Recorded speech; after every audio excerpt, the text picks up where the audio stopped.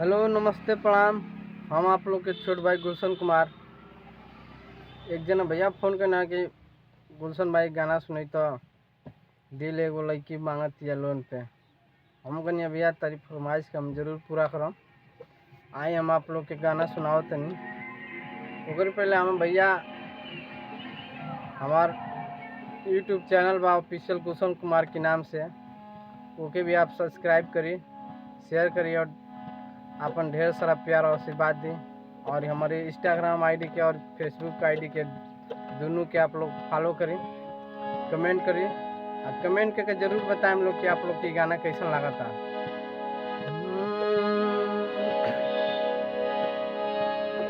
अजवे निहोरा हमसे करत रहे फोन पर, अजवे निहोरा हमसे करत रहे फोन पर।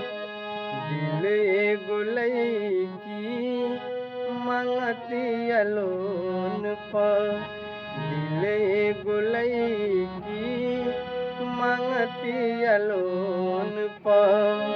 अजवे निहोरा हमसे करत रहे फोन पर, अजवे निहोरा हमसे करत रहे फोन पर।